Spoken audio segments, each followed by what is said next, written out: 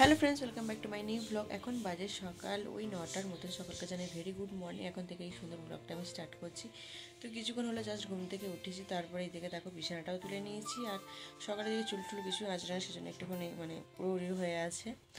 তো যাই হোক, মেয়েও আছে সকাল সকাল ঘুম থেকে উঠে পড়েছে, কারণ আজ হচ্ছে 1 জানুয়ারি। সকলকে জানাই হ্যাপি নিউ ইয়ার। সকলে জানাই এই বছরটা খুব ভালো করে কাটা, আর আজকের দিনটা তো অবশ্যই ভালো করে কাটা। দেখতে দেখতে কিন্তু আমাদের নতুন বছর চলে এলো। কীভাবে যে পুরনো বছরটা আমাদের কেটে গেল কিছুই বুঝতে পারলাম না। তো চলো, আজকে তো সবাই পিকনিক করবে, ভালো মন্দ বাড়িতে রান্নাও করবে। তো আমাদের পিকনিক করার ইচ্ছা ছিল, কিন্তু আর করা হলো না। তো যাই হোক, অন্য একটা দিন করে ফেলবো। তো ভাইয়ের আর আমার বরের দুজনেই কিন্তু পিকনিক করতে যাবে ওরা। তো মেয়ে খুবই বলছিল যে মা পিকনিক করে, কিন্তু আর করলাম না, বাড়িতে রান্নাবান্না করে আজকের দিনটা সেলিব্রেশন করবো। তো চলো, তোমার ভিডিওটা কন্টিনিউ দেখতে থাকো, আশা করি ভালো লাগবে।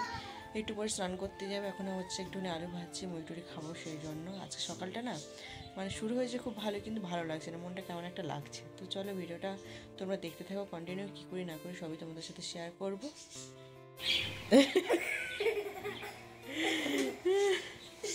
বল হ্যাপি নিউ ইয়ার, বল ভালো করে বলো,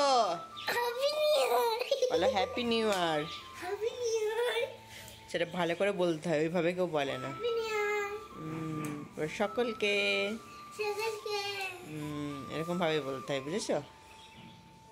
এবার সকালে আলু ভাজা করেছিলাম, তো সকলেরই কিন্তু বাড়ির খাওয়া হয়ে গেছে, খালি আমি কিন্তু বাকি ছিলাম। তো যাই হোক, এদিকে কালকে ছোটো পিসিমণি এসেছিলো রাত প্রায় 11:30 পৌনে 12টা বাজতে যায়, তখন কিন্তু এসেছিলো আমার বড়মাদের বাড়ি গিয়েছিলো। তো ওখান থেকে ঘুরে আমাদের বাড়ি এসেছিলো। এখানে অনেক মিষ্টি নিয়েছিলো, তার সাথে জয়নগরের মোয়া নিয়ে এসেছিলো। এদিকে দেখো, বছরের প্রথম দিন ভালো মন্দ তো খেতেই হবে, তাই না? এখানে আছে মাটন, তার সাথে আছে চিকেন। মাটন যেহেতু আমি আর আমার মেয়ে খাই না, সেই জন্য চিকেন কিন্তু নিয়ে আসতেই হয়। তো যাই হোক, মেয়ের আজকে ইচ্ছে ছিল খুবই পিকনিক করার। তো যাই হোক, পিকনিকের মতন করেই কিন্তু মেয়েকে আজকে খাওয়ানো হবে। তো এদিকে দেখো, পাঁপড় ভাজছিলাম। তো আজকে কিন্তু অনুষাকে নিয়ে কিন্তু পিকনিক করবো, সেই জন্য অনুষাকেও বলে দিয়েছিলাম আজকে আমাদের বাড়িতে তুই খাবি। তো যাই হোক, মেয়ে স্নান করা হয়ে গেছে। তো আজকে এতটাই হাওয়া দিচ্ছিলাম, তোমাদেরকে কি বলে। এদিকে দেখো, মা কিন্তু রান্নাবান্না বসিয়ে দিয়েছে।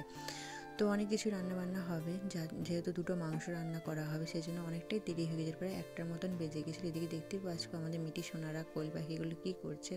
ওদেরকে যতই খেতে খালি ছড়াবে আর এসব করবে। তো যাই হোক, এদিকে দেখো আলু কিন্তু ভাজা চলছে। আগে আমি চিকেনটা করবো, তারপর কিন্তু মাটনটা করবো। তো যাই হোক, সেজন্য আলু কিন্তু ভাজা হচ্ছে। দুপুরে রান্নাবান্না হয়ে গেছে, এখন বাজে প্রায় 1:30টার মতন। তো এখানে আছে ভাত, এখানে আছে দেখতে পাচ্ছ বেগুন ভাজা, তার সাথে ছিল ধনেপাতার চাটনি। ভেবেছিলাম টমেটোর চাটনি করবো, কিন্তু ধনেপাতা অনেকটা ছিল বলে সেজন্য ধনেপাতারই চাটনি করা হলো। এখানে আছে চিকেনের ঝোল, এখানে আছে মাটনের লাল লাল ঝোল। কেমন লাগলো আজকের এই খাবারগুলো আমাদের? তো দুপুরে রান্না কিন্তু একদম জমে গেছে। আজকে শীতকালের দিনে আর এরকম রোদে বসে যদি এই মাটনের ঝোল যদি খাওয়া হয়, তাহলে তো অনেকটাই ভালো লাগে। যেহেতু আমি খাই না, সেজন্য আমিও টেস্ট বলতেও পারবো না। তো যাই হোক, এদিকে দেখো থালা পাতা করে ছাদের মধ্যে পিকনিকের মতন কিন্তু খেতে দেওয়া হয়েছে।